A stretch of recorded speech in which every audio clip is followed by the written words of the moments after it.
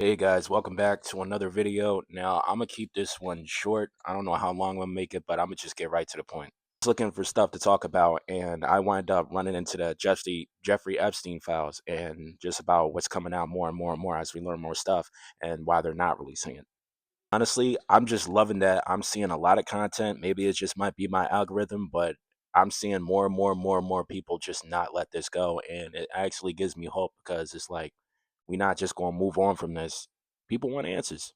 And others. Like, these are not new ideas. There are people since the founding of the United States, since the French Revolution, and before, who have been warning about some sort of secret force trying to take over the world, trying to take over governments, and to instill their own new world order. Wait, can you talk about that more? I mean, I'm fascinated from a historical perspective as a U.S. history major myself, but what was George Washington specifically warning about with these secret societies? Well, so he was actually being warned by a gentleman named Snyder. Let me see if I can pull his name up real quick. George W. Snyder. He was sending Washington a book called Proofs of a Conspiracy Against All Religions and Governments of Europe, which was written by a Scottish physicist named John Robison.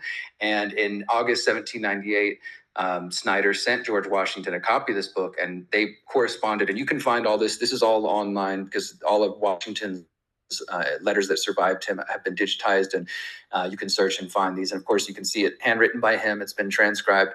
And Snyder first sends him a book and says, "Hey, I know you used to be involved with the Freemasons, and I'm over here in Europe, and we have a problem where the Freemason lodges are being taken over by Jacobins." This is, of course, after the French Revolution, and members of the Illuminati. And Washington at first doesn't respond back, but then Snyder continues to email him, and then eventually Washington does respond.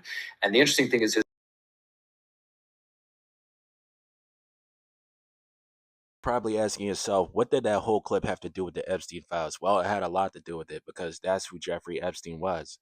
He was a guy working with everybody in every type of branch. And that's why it's so crazy because he literally had connections to everything, like not just celebrities.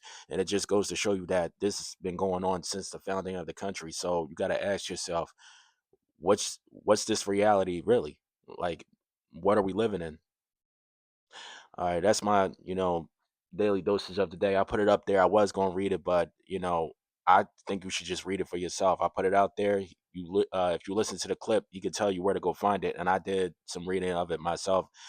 And basically, they said they don't want us to believe in God. I shit you not. You can read it yourself. That's all I'm gonna give you guys today. Thanks for watching. If you like what I did, leave a comment or like it, share it.